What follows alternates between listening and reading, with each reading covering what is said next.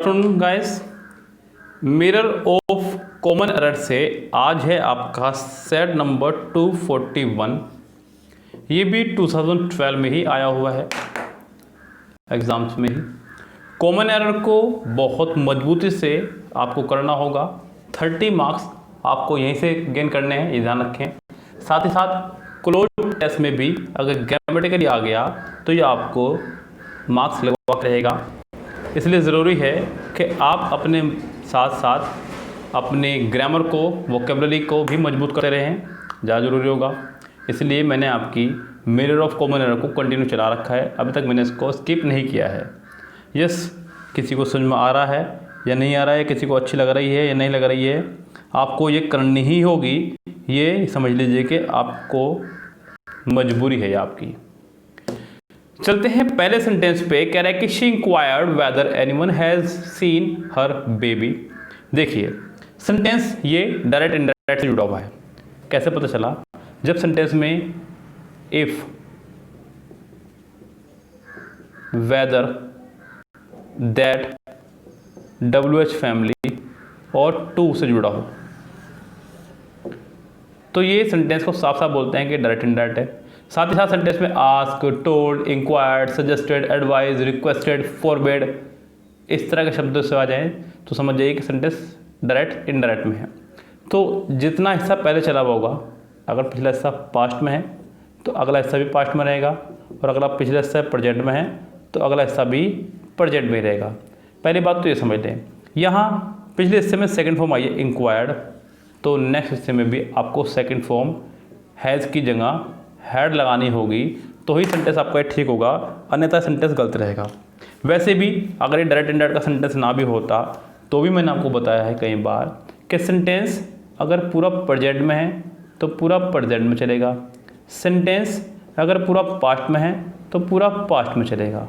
Yes, आप sentence के बीच में उसका फॉर्मेशन चेंज नहीं करेंगे। कंजक्शन से पिछली तरफ यानी कि बैक साइड सेंटेंस जिस फॉर्मेशन में होगा उसके आगे वाली साइड भी सेंटेंस के उसी फॉर्मेशन में होगी। अगर पहला हिस्सा फर्स्ट फॉर्म में होता यानी कि प्रेजेंट में, तो अगला हिस्सा भी प्रेजेंट में ही रहता। ये ध्यान रखें आप। तो यहाँ पे इंक्वायर्ड को देखते हुए आपको हैज़ को हैड करना पड़ा, तब जाके सेंटेंस ठीक हुआ। नेक्स्ट है these are his conclusion remarks. These are his conclusion remarks. अब देखिए ध्यान से, यहाँ पे आपको सेंटेंस में यहाँ दिख रहा है कंक्लूजन। दीज के साथ में प्लूरल नाउन और प्लूरल वर्ब का इस्तेमाल करते हैं, चाहे दीज हो या दोज। अगर इनके बाद तुरंत वर्ब आ रही है तो भी आप प्लूरल वर्ब का ही इस्तेमाल करेंगे, ये सब आपको पता होगा। जैसे कि these girls are, plural noun, plural verb. ये सब बातें बहुत बेसिक है, आपको पता होंगी खूब अच्छे से, इस पर मैं ज़्यादा समय आपका नहीं लूँगा। तो these are his conclusion remarks. अभी आप यहाँ पर अगर गौर करें तो यहाँ पे एक रिमार्क्स वर्ड आया है और उससे पहले आपका है कंक्लूजन। या गौर करें तो ये एक नाउन है। क्या है? नाउन। नाउन को क्वालिफाई करने के लिए नाउन का इस्तेमाल नहीं किया जाता है, क्योंकि ये भी एक नाउन है। जिस शब्द के आखिरी में TION, SION, TY, EE, DOM इस तरह के वर्ड आ जाएं तो वो नाउन है। तो ये भी एक नाउन है। नाउन को क्वालिफाई करने के लिए नाउन नहीं, आपको यहाँ एडजेक्टिव चाहिए था। आप इस कंक्लूजन को एडजेक्टिव बनाएंगे। एडजेक्टिव बनाने के लिए क्या करना होगा? कंक्लूडिंग आप इसे कर दीजिए तो ये आपका बन जाएगा एडजेक्टिव, यानी कि सेंटेंस हो जाएगा आपका बिल्कुल करेक्ट। यस, आप यहाँ पे कंक्लूडिंग कर दीजिएगा। कंक्लूडिंग करने से ये सेंटेंस आपका बिल्कुल करेक्ट हो जाएगा, इस सेंटेंस में कोई एरर नहीं रह जाएगी। यानी कि इस सेंटेंस के सी पार्ट में फिलहाल एरर है। The shopkeeper either offered to exchange the goods और रिफंड द मनी। शॉपकीपर या तो एक्सचेंज करेगा सामान को या फिर रिफंड करेगा पैसे। अब यहाँ सेंटेंस जुड़ा है आपका either or से। किससे जुड़ा है सेंटेंस आपका? either or से। either or का फॉर्मेशन ये है कि जो इसके बाद होगा, जो भी हो, चाहे वो वर्ब हो, ऑब्जेक्ट हो, प्रीपोजिशन हो, आर्टिकल हो, डिटरमाइनर हो, कुछ भी हो, वही इसके बाद भी होना चाहिए। वहाँ और के बाद वर्ब आई है रिफंड, ऐदर के बाद भी यहाँ वर्ब आनी चाहिए थी। यस, यहाँ पे कहना चाह रहा है वो the shopkeeper offered either to exchange the goods और refund the money. Yes, sentence third में कुछ इस तरह ठीक होगा, कह रहे कि द शॉपकीपर ऑफर्ड, क्योंकि वर्ब एक ही है ऑफर्ड दोनों के लिए, तो ये वर्ब शुरू में आ जाएगी, उसके बाद आपका आइदर आएगा, फिर आएगा the shopkeeper offered either to exchange the goods और टू रिफंड द मनी। हालांकि यहाँ पर टू होता तो ज़्यादा बेहतर होता, लेकिन फ़िलहाल ऐसा नहीं है, तो फिलहाल आपको सेंटेंस के ए पार्ट में गलती निकालनी होगी।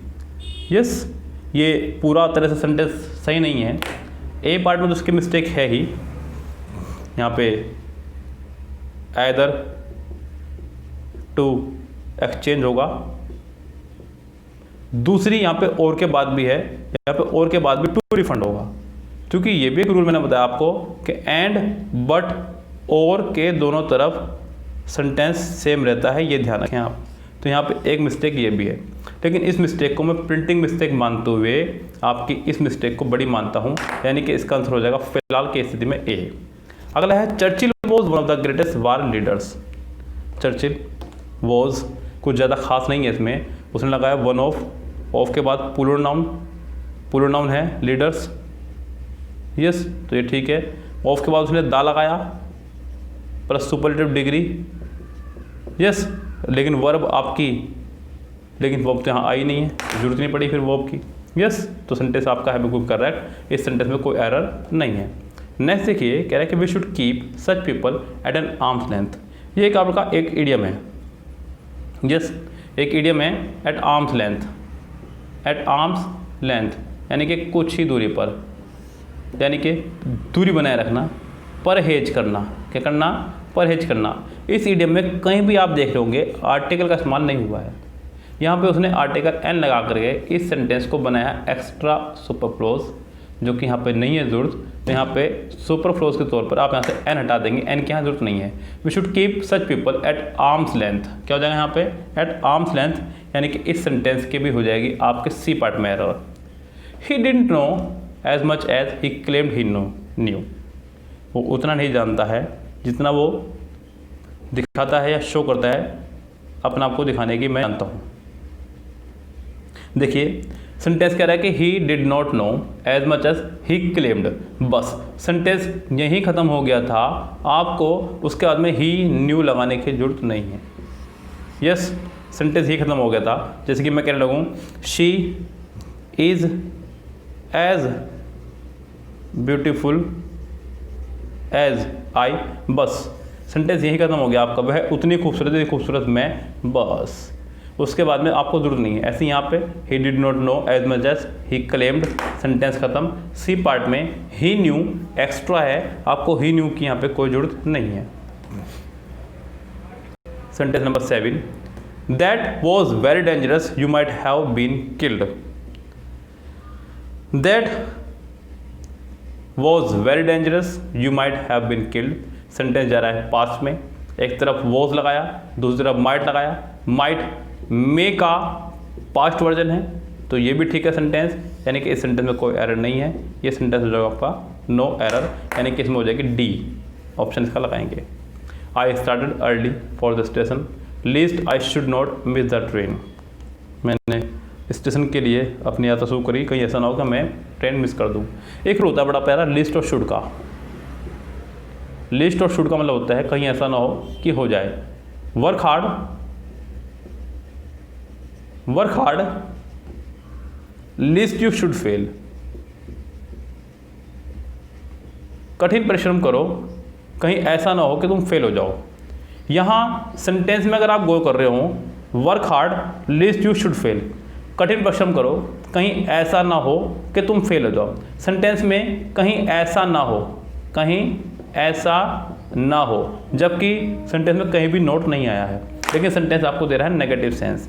ध्यान रखिएगा, लीस्ट और शुड जो है अपने आप में ही नेगेटिव सेंस देता है, आपको इसके साथ नोट लगाने की जरूरत नहीं है। जैसे कि टू और टू, ये अपने आप में ही नेगेटिव सेंस दे रहे हैं, ये सिर्फ नेगेटिव सेंस देते हैं, नोट इनके साथ डायरेक्ट ना करके इनडायरेक्ट रहता है। लेकिन इनके बाद कभी भी नो, नोट, नेवर का इस्तेमाल आप नहीं कर सकते।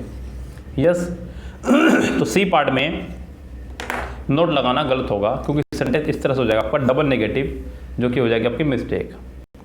आई wanted to see that whether they had actually read the notes. I wanted to see that, उसने, अगर आप गौर करें डायरेक्ट इनडायरेक्ट के अंदर, तो मैंने अभी आपको बताया 5 कंजक्शन है। कितनी कंजक्शन है? 5। पहली है दैट, दूसरी है इफ, तीसरी है वेदर, और फोर्थ है WH फैमिली, फिफ्थ है आपकी टू। ये 5 एज ए कंजक्शन काम करती हैं डायरेक्ट इनडायरेक्ट में। और ध्यान रखें इस सेंटेंस में उसने आपका दैट भी लगाया और वेदर भी। क्या किसी सेंटेंस में सेम फैमिली के 2 वर्ड एक साथ आ सकते हैं? जी नहीं, ऐसा मैंने आपको कभी नहीं कहा।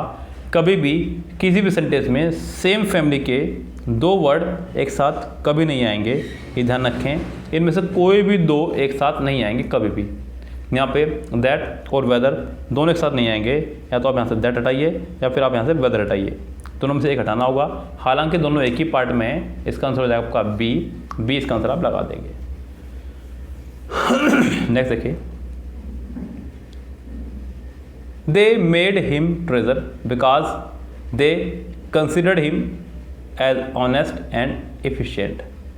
दे मेड हिम ट्रेजर, उन्होंने उसको खजांची बनाया क्योंकि उनको लगता है कि वो ईमानदार है और इसके योग्य भी है। यहाँ पे मेड सेकंड फॉर्म किस तरह इस्तेमाल हुआ है, उसके बाद आगे भी सेकंड फॉर्म इस्तेमाल हुई है। सेंटेंस पूरा पार्ट में चल रहा है, सेंटेंस में इसके अलावा कोई दिक्कत है नहीं। ये सेंटेंस हो गया आपका पूरा का पूरा नो एरर। इस सेंटेंस में कोई प्रॉब्लम नहीं है कहीं से कहीं तक भी। चलते हैं नेक्स्ट सेट पे। आज आपके लिए 2 सेट हैं, एक नहीं 2 सेट हैं। आप लोग कह रहे थे सर थोड़ा ज़्यादा कराइए, थोड़ा ज़्यादा मैंने कराया आपको, लेकिन बहुत ज़्यादा नहीं कराऊंगा, चिंता ना करें, इतना जितना आप हजम कर पाएँ। सेट है 242, ये भी 2012 से ही है, SSC LDC में आया हुआ एग्जाम है ये। यस, SSC LDC यानी कि लोअर डिवीज़न क्लर्क, जो भी वैकेंसी आ गई हैं फिर से, वैकेंसी तो नहीं आई हैं, जिनके पेपर छूट गए थे या रुक गए थे कोरोना की वजह से, उनके पेपर फिर से होंगे। ऐसा नोटिफिकेशन आ चुका है। पहले SSC CHSL के एग्ज़ाम होंगे, उसके बाद सारे एग्ज़ाम होंगे, क्योंकि SSC CHSL के एग्ज़ाम रुक गए थे, इसलिए पहले इसको पूरा कराया जाएगा, फिर SSC अपने बाकी एग्ज़ाम कंडक्ट कराएगी। पहला सेंटेंस है India has got freedom in 1947। ये सेंटेंस आपका रॉन्ग है, पूरी तरह रॉन्ग है। यदि सेंटेंस के last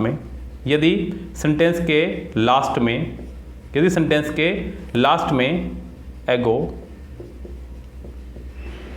previous, yesterday, in plus past time और लास्ट, इनमें से कोई भी एक वर्ड आ जाए तो सेंटेंस हमेशा बनता है पास्ट इंडेफिनिट। क्या बनता है सेंटेंस? Past indefinite. लिख लीजिए अगर इसको, अगर आपने पहले लिखा हुआ है तो एक बार और लिख लीजिएगा, क्योंकि रूल्स को आप जितनी बार लिखेंगे उतना ही आपका फ़ायदा है, ये ध्यान रखें। बार बार लिखने से रूल्स आपको याद होंगे, आपकी मुट्ठी में पकड़ में होंगे, आपके ध्यान रखें, आपकी जुबान पे टिक जाएंगे, फिर आपको हर बार नोट्स खोलने की ज़रूरत नहीं पड़ेगी। कभी भी किसी सेंटेंस के आखिरी में ago, previous, yesterday, in plus past time, last अगर आ जाए तो सेंटेंस बनता है past indefinite, pure past indefinite. I met him last night, she gave me a gift yesterday, इस तरह से। इंडिया गॉट फ्रीडम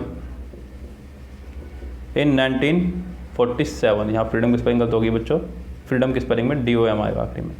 सो यहाँ पे सिर्फ और सिर्फ सेकंड फॉर्म आनी थी, हैज़ गॉट की यहाँ जरूरत नहीं है। यहाँ पर हो जाएगा sentence India got freedom in 1947, बस। Every scientific invention has proved much harmful to society than beneficial. Sentence में साफ साफ जिक्र हुआ है देन का, यानी कि सेंटेंस में आ चुका है देन, लेकिन जब भी सेंटेंस में देन आए तो आपको साथ में लगाना होता है कंपैरेटिव डिग्री भी। देन कभी भी बिना कंपैरेटिव डिग्री के नहीं आएगा, ध्यान रखें आप। लेकिन यहाँ सेंटेंस में कहीं कंपैरेटिव डिग्री आई नहीं है। अब आप इनमें से किसको कंपैरेटिव बना सकते हैं या कंपैरेटिव लगा सकते हैं वो देखिए। Average scientific invention has proved much harmful की जगह अच्छा होगा आप इसे मोर हार्मफुल कर दें। क्या कर दें, मोर हार्मफुल, क्योंकि हार्मफुल एक एडजेक्टिव है जिसका सुपरलेटिव नहीं बनाया सकता, इसलिए वो सेंटेंस, वो वर्ड जिनका आप कंपैरेटिव या सुपरलेटिव नहीं बना सकते, उनसे पहले आपको मोर या मोस्ट का इस्तेमाल करना होता है। या मच को आप मोर बना देंगे तो ये सेंटेंस आपका हो जाएगा ठीक, ये ध्यान रखें आप। दूसरी बात, यहाँ पे 2 डिग्रियाँ हैं आपकी, एक बेनिफिशियल और एक हार्मफुल, इसलिए आपने मोर लगाया, सेंटेंस ठीक है। नेक्स्ट देखें, she is preparing for the examination since 2004। ऐसा मैं आपको पहले भी कई बार बता चुका हूँ, यदि सेंटेंस में कभी भी सिंस या फॉर में से कोई भी एक प्लस टाइम दिया हो, सिंस या फॉर में से कोई भी एक प्लस टाइम दिया हो, तो आप हेल्पिंग वर्ब के तौर पर हैज़ बीन, हैव बीन या हैड बीन में से कोई भी एक लगाएंगे, साथ में आईएनजी फॉर्म। तो she has been preparing, sentence कुछ इस तरह से ठीक होना चाहिए था, she has been preparing.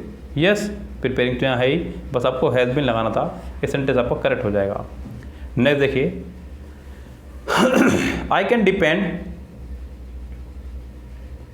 Depend upon your help, can I, sentence question tag पर आधारित है।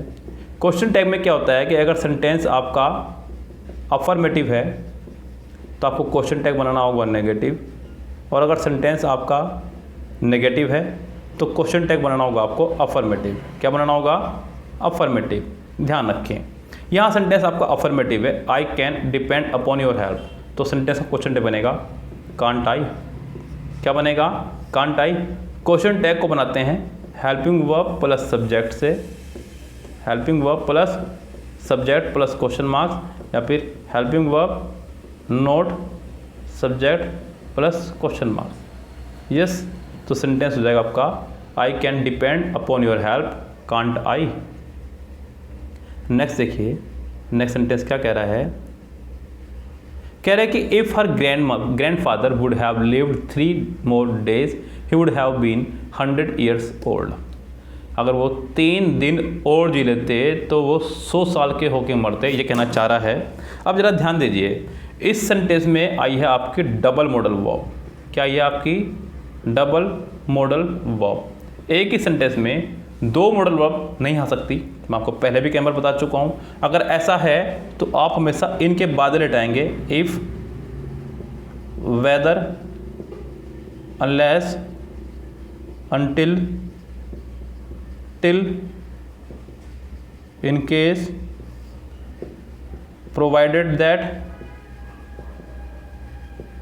Before, after, when, as long as और so long as।